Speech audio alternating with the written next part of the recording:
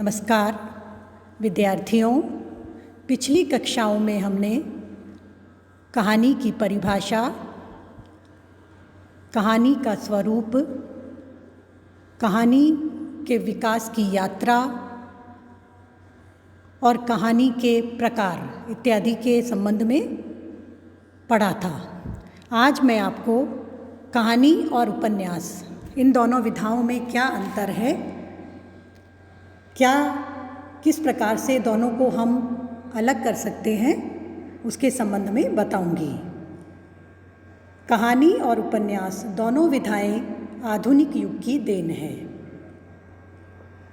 कहानी कहने की परंपरा हमारे दादी नानी के समय से थी। छोटे छोटे बच्चों को और बड़े बड़े सभी अपने मनोरंजन के लिए, उपदेश के लिए, एक दूसरे को समझाने के लिए कहानी के रूप में, कथाओं के रूप में अपनी बात कहा करते थे। साहित्यिक दृष्टि से हम कहानी और उपन्यास की बात करेंगे। दोनों में पात्र होते हैं, कथोपकथन होते हैं, कथानक होता है, देखने में समान लगते हैं। आकृति की दृष्टि से हम मूलतः जानते हैं कि उपन्यास बड़ा होता है और कहानी छोटी होती है। इतने पर भी दोनों में बहुत अंतर है। साहित्यिक दृष्टि से देखें तो इन दोनों विधाओं में पर्याप्त साम्य भी दिखाई देता है। आरंभ में जब कहानी ने अपने अस्तित्व का पृथक विकास नहीं किया था, उस समय कहानी और उपन्यास में कोई मौलिक अंतर नहीं माना जाता था। उस समय कहानी आकार में बड़ा रूप धारण कर लेती थी तो उसी को उपन्यास कह दिया जाता था, तो उसे कहानी के नाम से पुकारा जाता था। डॉक्टर गुलाब राय ने भी लिखा है, कहानी अपने पुराने रूप में उपन्यास की अग्रजा है और नए रूप में उसकी अनुजा। कहानी और उपन्यास के वैषम्य का संक्षेप में विवेचन इस प्रकार है। प्रथम बिंदु, कहानी जीवन के एक अंश का अंकन करती है, परंतु उपन्यास जीवन का विशद चित्रण प्रस्तुत करता है। अर्थात कहानी में किसी व्यक्ति के व्यक्तित्व के एक बिंदु पर बात रखी जाती है और उपन्यास में उस व्यक्ति के संपूर्ण व्यक्तित्व और उससे जुड़े हुए अनेक पात्रों के व्यक्तित्व को उसके जीवन से जोड़कर पूरी बात सामने रखी जाती है। दूसरा बिंदु है, कहानी में कल्पना की उड़ान के लिए विशद क्षेत्र नहीं है, परंतु उपन्यास में कल्पना की उड़ान के लिए व्यापक क्षेत्र उपलब्ध है। कल्पना मनुष्य की स्वाभाविक ताकत है। हम स्वप्न इत्यादि देखते हैं तो वहाँ भी एक काल्पनिक जगत में विचरण करते हैं और भोर में उठने के पश्चात हमें कभी कभी भयावना स्वप्न है तो भय, बहुत अच्छा कोई स्वप्न है तो अच्छा लगता है और अक्सर हम उसे कल्पना भी कह देते हैं। कल्पना के रंग भरना साहित्यकार के लिए साहित्य की सुरुचि पूर्ण स्वरूप के लिए आवश्यक भी होता है। तीसरा बिंदु है, कहानी में केवल एक कथा होती है। इसके विपरीत उपन्यास में कई मुख्य कथाएं और प्रासंगिक आनुषंगिक कथाओं के साथ उपन्यास चलता है। चतुर्थ अंतर है, कहानी के कथानक में सूक्ष्मता का विशेष महत्व होता है और उपन्यास में कथानक में स्थूलता की प्रधानता होती है। पांचवा बिंदु जो दोनों में अंतर को इंगित करता है, कहानी का कथानक संक्षिप्त होता है परंतु उपन्यास का लंबा और व्यापक होता है। छठा बिंदु है, कहानी में पात्र कम होते हैं जबकि उपन्यासों में पात्रों की मात्रा बहुत अधिक होती है।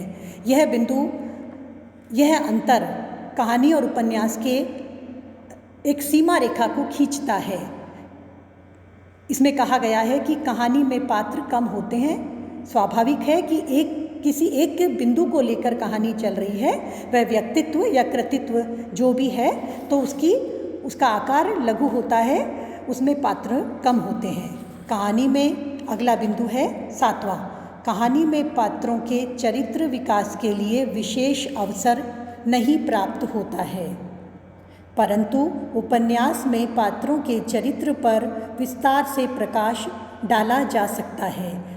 जैसे हम यूँ लें कि किसी व्यक्ति के एक गुण को लेकर के कहानी चल रही है। यह नहीं है कि उसमें और गुण नहीं होंगे, उसके व्यक्तित्व में और भी अच्छी बातें होती हैं, उन सब का विकास कहानी में विस्तार नहीं पा सकता, उपन्यास में उसके लिए पर्याप्त अवकाश होता है।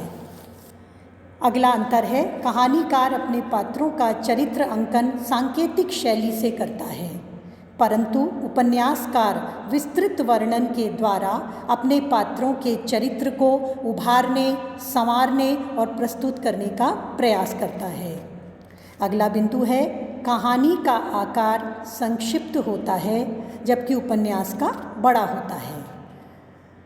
अगला, कहानी में प्रभान्विति का विशेष महत्व होता है जबकि उपन्यास में इसका कोई महत्व नहीं है।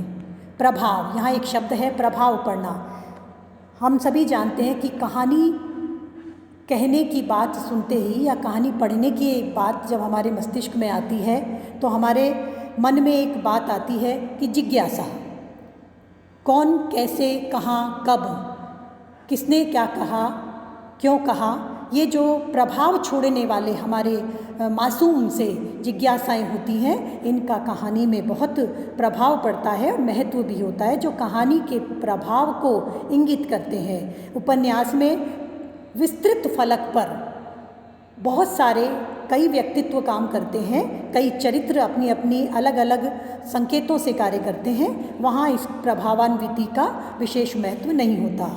अगला बिंदु है, कहानी का कार्य उपन्यास के कार्य से अधिक सूक्ष्म और विवेकपूर्ण माना गया है, क्योंकि उसे संक्षेप में जीवन के मार्मिक प्रसंग को प्रस्तुत करना होता है।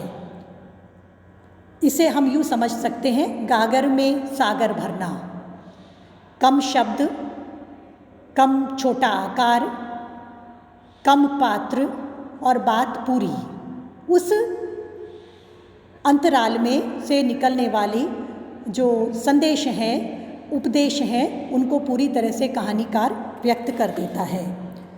अगला बिंदु है, दोनों विधाओं में संवादों का प्रयोग होता है, परंतु कहानी के संवाद अर्थात कथोपकथन उपन्यास के संवादों की अपेक्षा छोटे, सरल, स्पष्ट, प्रभावशाली, गतिशील और मार्मिक होते हैं।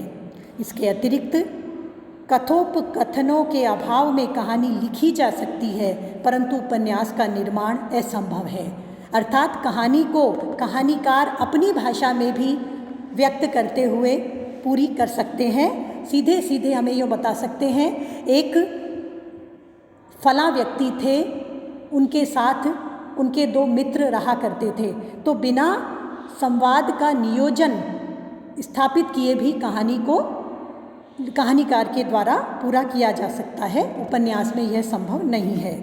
अगला बिंदु है, कहानी में सांकेतिक, ध्वन्यात्मक और व्यंजनात्मक शैली की महत्ता होती है, परंतु उपन्यास में विश्लेषण, वर्णन और परिचयात्मक शैली को अपनाया जाता है।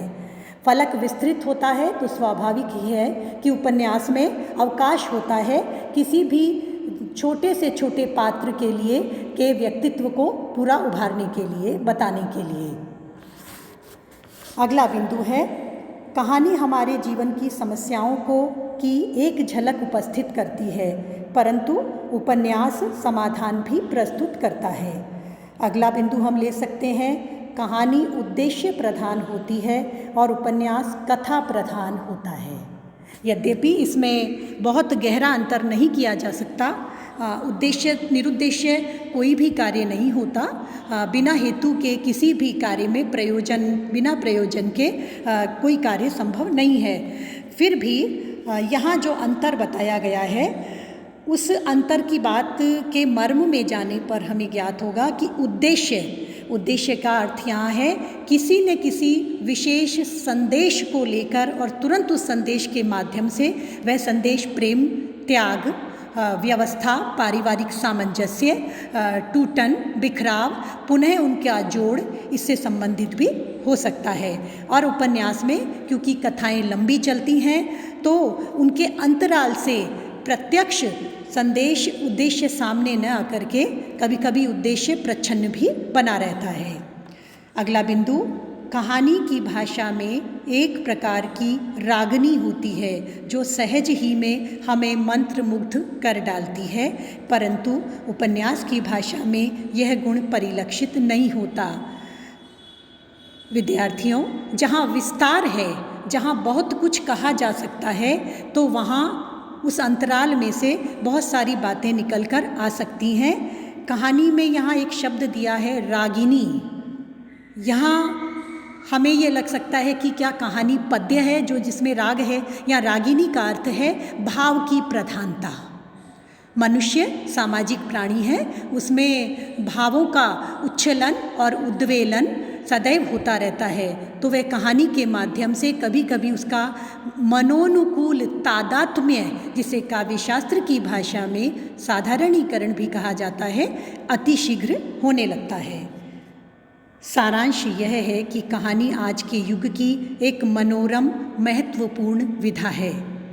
इसका रूप विविध तत्वों से सुसज्जित होता है और आज ये कहानी अनेक प्रकार से आधुनिक समस्याओं, आधुनिक तकनीक इत्यादि को लेकर के अपने पथ पर निरंतर अग्रसर हो रही है। इस प्रकार से आज हमने देखा कि कहानी और उपन्यास में किस प्रकार से समानताएं हैं और किस प्रकार से मुख्य रूप से उनमें अंतर की ओर हमारा दृष्टिकोण रहा।